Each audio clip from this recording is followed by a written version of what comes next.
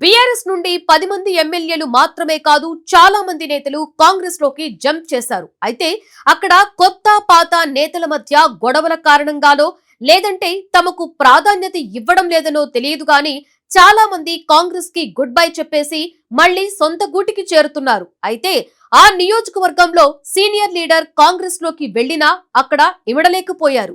కాంగ్రెస్ అధిష్టానం తీరుపై అసంతృప్తి వెళ్లగక్కిన ఆ నేత తాజాగా సంచలన కామెంట్స్ చేశారు. కేసీఆరే తన దేవుడు అంటున్న ఆ నాయకుడు మళ్లీ బీఆర్ఎస్ లోకి వస్తారా? అందుకు అధిష్టానం సుముఖంగా ఉందా? గతంలో తనని దూషించిన నేతను పార్టీలో చేర్చుకున్నారంటూ అలిగి వెళ్లిన సదరు నేత ఇప్పుడు గులాబీ గూటికి చేరే అవకాశాలు ఏ మేరకున్నాయి? ఇంతకు ఎవరా నేత?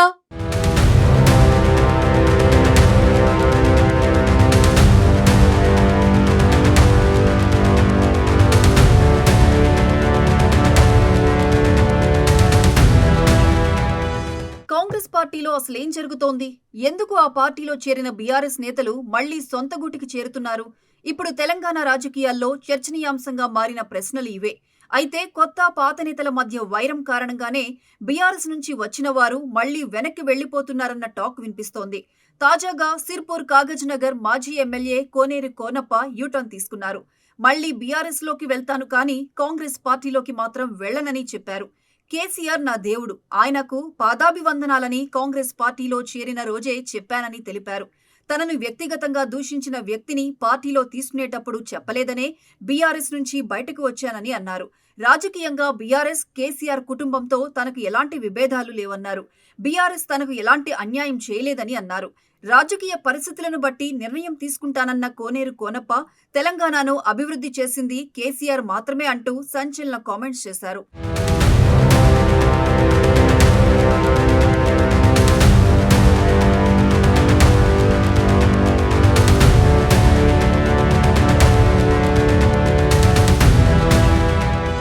కోనేరు కోనప్ప మొదట ఆయన కాంగ్రెస్ లో పనిచేశారు. ఆ తర్వాత బీఎస్పీ నుంచి ఎమ్మెల్యేగా గెలిచారు. ఆ తర్వాత బీఆర్ఎస్ లో చేరి మళ్లీ ఎమ్మెల్యేగా గెలిచారు. 2023 అసెంబ్లీ ఎన్నికల్లో బీఆర్ఎస్ తరపున పోటీ చేసిన ఆయన ఓడిపోయారు. తర్వాత మళ్లీ తన పాతగూడు అయిన కాంగ్రెస్ పార్టీలో చేరారు. కానీ పార్టీలో చేరినప్పటి నుంచి ఆయనకు ప్రాధాన్యత ఇవ్వడం లేదంటూ కోనప్ప అనుచరుల్లో ఆందోళన వ్యక్తమవుతోంది. ఇప్పటికే పార్టీపై విమర్శలు చేస్తూ కార్యకర్తల సమావేశాల్లో తిరుగుబాటు వ్యాఖ్యలు చేస్తున్నారు కోనప్ప. గతంలో ఒకసారి ఆయన ఇలా మాట్లాడినప్పుడు సీఎం రేవంత్ రెడ్డి ఆయన్ను బుజ్జగించారు. కానీ ఈసారి మాత్రం కోనప్ప తానేం తగ్గేదిలే అన్నట్లు వ్యవహరిస్తున్నారు. అంతేకాదు, కాంగ్రెస్ ప్రభుత్వం తమ నియోజకవర్గంలో అభివృద్ధి పనులను అడ్డుకుంటోందని, బీఆర్ఎస్ హయాంలో మంజూరైన పనులను రద్దు చేశారని ఆరోపిస్తున్నారు. ఇలా పార్టీ మీదే నేరుగా ఆరోపణలు చేయడం వల్ల పార్టీలో అంతర్గతంగా కలకలం రేపుతోంది. ఇటీవల చింతలమానేపల్లి మండలంలో జరిగిన కార్యకర్తల సమావేశంలో కోనప్ప చేసిన వ్యాఖ్యలు చూస్తే ఆయన త్వరలో మరోసారి పార్టీ మారవచ్చుననే సంకేతాలిస్తున్నారని అంటున్నారు. సాధారణంగా చెప్పాలంటే కోనప్ప కాంగ్రెస్ లో అసంతృప్తిగా ఉన్నారు. అందుకే బహిరంగంగా విమర్శలు చేస్తూ తిరుగుబాటుకు సిద్ధమవుతున్నారు. కోనప్ప తాజాగా మాట్లాడిన మాటలు రాజకీయ దుమారం రేపుతున్నాయి.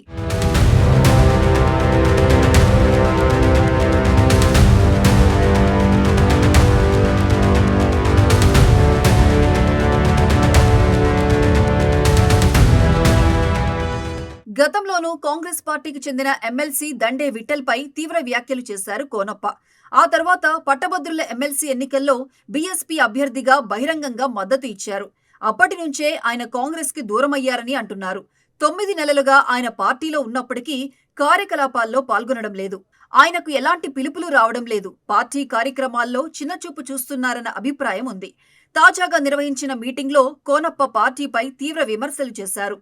తెల్ల జెండా కాదు, పోరాట జెండానే నా ఎజెండా అన్నారు. దీంతో కోనప్ప పూర్తిగా కాంగ్రెస్ కి గుడ్ బై చెప్పాలనే నిర్ణయానికి వచ్చినట్లు కనిపిస్తోంది. అంతేకాకుండా బీజేపీకి వెళ్లే అవకాశమూ లేదంటున్నారు. బీఆర్ఎస్ లోకి వెళ్లాలంటే తనపై వ్యక్తిగతంగా వ్యాఖ్యలు చేసిన ఆర్ఎస్ ప్రవీణ్ కుమార్ ఉన్నారు. అందుకే కోనప్ప ప్రస్తుతానికి ఒంటరి ప్రయాణం కొనసాగించేందుకు సిద్ధంగా ఉన్నట్లు సమాచారం. అయితే మరోవైపు కేసీఆర్ దేవుడంటూ బీఆర్ఎస్ గురించి మాట్లాడిన కామెంట్స్ చూస్తే మళ్లీ గులాబీ కండువా కప్పుకుంటారా అన్న చర్చ కూడా జరుగుతోంది. మరి ప్రవీణ్ కుమార్ తో కాంప్రమైజ్ అవుతారా అన్నది కూడా తేలాల్సి ఉంది.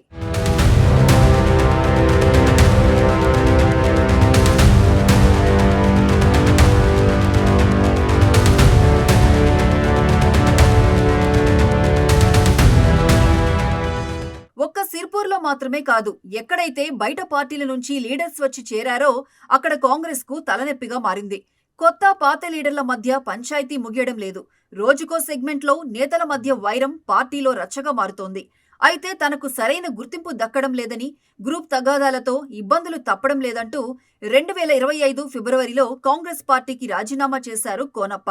అయితే రాజీనామా చేసిన 24 గంటల్లోనే రాజీనామా విషయంలో యూటర్న్ తీసుకున్నారు. రిజైన్ చేసిన తర్వాత సీఎం రేవంత్ రెడ్డిని కలిసిన కోనప్ప తాను పార్టీలోనే కొనసాగుతున్నట్లు ప్రకటించారు. అప్పటి నుంచి కాంగ్రెస్లోనే కొనసాగుతున్నప్పటికీ ఇటీవల జరిగిన గ్రాడ్యుయేట్ ఎమ్మెల్సీ ఎన్నికల్లో బీఎస్పీ అభ్యర్థి ప్రసన్న హరికృష్ణకు మద్దతు ఇచ్చి అందర్నీ షాక్కు గురిచేశారు.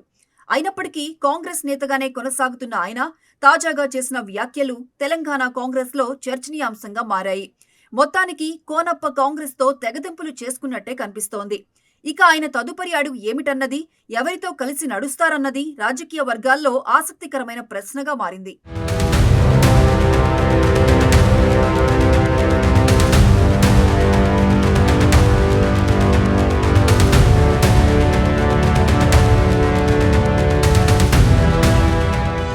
ఇక సిర్పూర్లో కోనప్పకు ఎమ్మెల్యే పాల్వాయి హరీష్ కు అసలు పడటం లేదు. ఆ రెండు వర్గాల మధ్య నిత్యం గొడవలు జరుగుతున్నాయి. కాగజ్నగర్లో సవాళ్ల రాజకీయం నడుస్తోంది. తుమ్మడి హట్టి ప్రాజెక్టుపై బహిరంగ చర్చకు రావాలంటూ మాజీ ఎమ్మెల్యే కోనేరు కోనప్పకు ఎమ్మెల్యే పాల్వాయి హరీష్ బాబు మంగళవారం సవాల్ విసిరారు. ఎమ్మెల్యే సవాల్ను కోనప్ప స్వీకరించారు. తాజాగా తుమ్మడి హట్టి వద్ద బహిరంగ చర్చకు ఇద్దరు నేతలు, వారి అనుచరులు సిద్ధమయ్యారు. అయితే కాగజ్నగర్లో ఎమ్మెల్యే హరీష్ బాబును తుమ్మడి హట్టి వద్దకు వెళ్లకుండా ఆయన ఇంటి వద్ద పోలీసులు అడ్డుకున్నారు. మరోవైపు కోనప్పను ఆయన అనుచరులను కూడా అడ్డుకున్నారు. నీళ్లు సిద్దిపేటకు తరలిపోతుంటే కోనేరు కోనప్ప చూస్తూ ఊరుకున్నారని ఎమ్మెల్యే పాల్వాయి హరీష్ బాబు ఆరోపణలు చేశారు. కోనప్ప వల్లే సిర్పూర్కు అన్యాయం జరిగిందన్నారు. తుమ్మిడిహట్టి నుంచి ప్రాజెక్టును కాళేశ్వరానికి తరలించినా కోనప్ప మాట్లాడలేదన్నారు. తుమ్మిడిహట్టి వద్ద ప్రాణహిత చేవెళ్ల ప్రాజెక్టు కట్టవద్దని గతంలో ఎమ్మెల్యే హరీష్ కుటుంబ సభ్యులు ధర్నాలు చేశారని కోనప్ప ఆరోపించారు. ఇద్దరి మధ్య మాటల యుద్ధం జరిగింది. దీనిపై బహిరంగ చర్చకు వెళ్లేందుకు మాజీ ఎమ్మెల్యే సిద్ధమయ్యారు. బహిరంగ చర్చకు వెళ్లకుండా ఇద్దరిని పోలీసులు అడ్డుకున్నారు. ఇద్దరి ఇళ్ల వద్ద పోలీసులు మోహరించారు. దీంతో సిర్పూర్ కాగజ్నగర్ రాజకీయం హాట్ గా మారిపోయింది.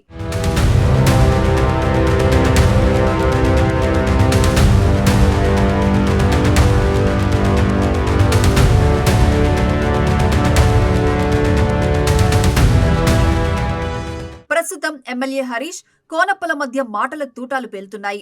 కోనప్పపై సెటైర్లు పేల్చారు ఎమ్మెల్యే పాల్వాయి హరీష్. కోనప్పను ఏ పార్టీ చేర్చుకోవడం లేదని, ఇప్పటికే కోనప్ప అన్ని పార్టీలు తిరిగారని, కవిత కొత్త పార్టీ పెడుతుంది, ఆ పార్టీలో కోనప్ప చేరాలని కోరుతున్నా అన్నారు హరీష్. కోనప్పను పార్టీలో చేర్చుకోవాలని కవితకు తాను రిక్వెస్ట్ చేస్తానన్నారు. మరి కోనప్ప ఇండిపెండెంట్ గా కొనసాగుతారా, లేదంటే బీఆర్ఎస్ లో మళ్లీ చేరుతారా, లేదంటే కవిత పార్టీ పెడితే అందులో చేరతారా?